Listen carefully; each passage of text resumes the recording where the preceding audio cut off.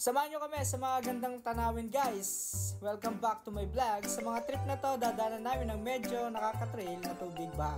Pero syempre, tuloy pa rin ang biyahe. Plus, nag-stop over din kami sa mga tarim para magpahinga at kumain. Samahan nyo kami guys sa adventure nito. Let's go!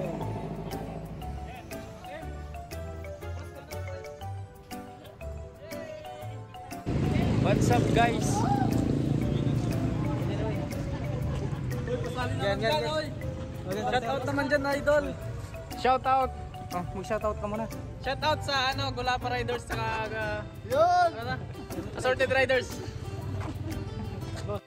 For today's video, saan to guys? Sa mga tarim, sir. Mga tarim. So anong gagawin natin dito? So ngayon nandito kami sa mga tarim para sa ating stopover. Shoutout nga pala sa mga bagong kaibigan natin, tropang motor trade at syempre sa lahat ng assorted riders na kasama natin sa trip nito. May konting challenge kasi may nasiraan sa tropa natin. Naplatan yung kanyang motor, pero alam nyo ang pinakamaganda dito guys. Walang iwanan, sama-sama tayo kahit anong mangyari sa biyahe. Solid brotherhood, let's go guys! Maghanap tayo ng vulcanizing shop kasi mag-alas 2 na ng madaling araw. Sana makahanap tayo at magawa nito ng paraan. Kasi kung hindi magagawa ng paraan to guys, magbibiyahe ito hanggang Zambales. 2 oras guys. A few moments later. At syempre sa hindi nakakaalam, binyay namin to ng 8 hours guys, Tarlac, Bulinaw at saka Zambales. Hello, good morning boy. Yun, so ngayon is putol yung ating tent. Ewan ko kung bakit nabutol yan. So yan, nagliligpit na tayo guys. Hindi ako makapag-focus sa pag-video. Sobrang lamig guys. Hi guys, nandito tayo ngayon sa Palawig, Zambales. Kung may Palawan, meron din Palawig, Zambales. Pakita natin guys.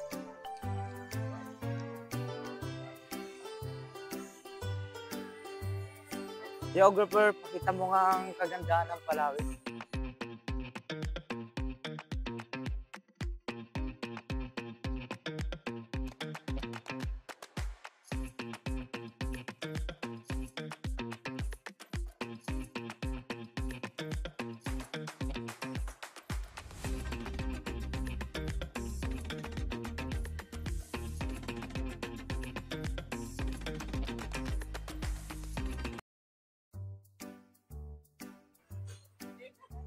Hindi po, yung kagabi.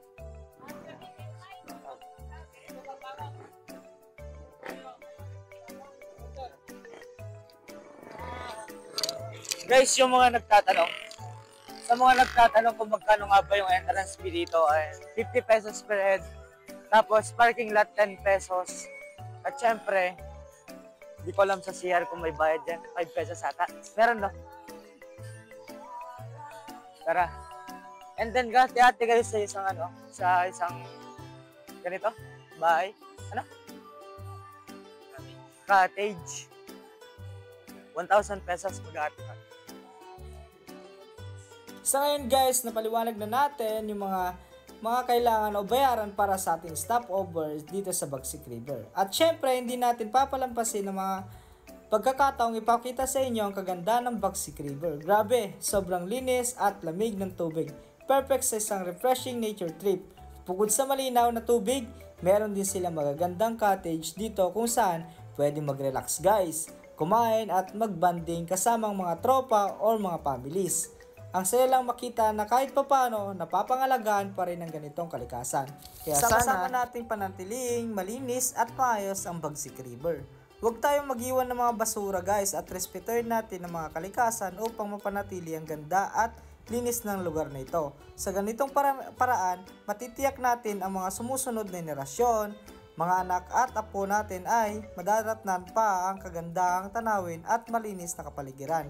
Isang simpleng akbang mula sa atin ngayon ang magbibigay ng malaking epekto sa hinaharap. Kaya maging responsible tayo mga bisita at tagapag-alaga ng ating kalikasan.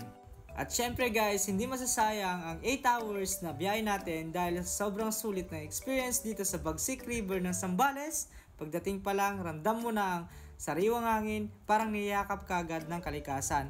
Ang tunog ng agos ng tubig, ang lamig ng simoy ng hangin, at napakalinis na paligid, talagang nakaka-relax. Kaya para sulit ang trip, hindi lang ako nagmasid, syempre naligo na rin ako at ang mga tropa, at para mapatunayan ko talaga kung gaano kalinaw ang tubig dito, kumuha ko ng mga video mismo sa ilog. Ang linaw niya parang hindi nadadapuan kahit anong dumi guys. Mas malinaw pa kaysa sa mga plano nyo sa buhay at lalo na sa mga relasyon nyo. Happy Valentine's guys! At syempre guys, sa aking pagbisita dito sa Bagsik River, hindi lang ako basta-basta na masyal. Naligo na rin ako, talagang naranasan ko ang ganda ng kalikasan. Ang tubig dito ay galing mismo sa isang talon. Kaya napakalinis at natural at preskong presko. Pero ang pinakamamanga ko, sobrang lamig ng tubig. Parang may 3 yelo sa isang 10 liters na jug. Kaya paglusong mo, siguradong gising na gising ka sa lamig. Habang lumalangoy ako, ramdam ko ang luntiang paligid, ang lamig na simoy ng hangin at tunog ng dumadaloy na tubig. Parang isang natural na spa na gawa ng kalikasan. Isa itong perfectong lugar para sa mga gustong mag-relax at mag-unwind o kahit para sa mga mahilig mag-adventure. Kung gusto niyong maranasan ang kakaibang lamig at kagandahan ng kalikasan ng Bagsik River, ang dapat niyong bisitahin. Siguro sulit ang biyahe at mag-iiwan ito ng hindi malilimutang karanasan. Kaya tara na guys, tuklasin natin ang kagandahan ng Bagsik River at syempre gawin nyo itong family bonding guys.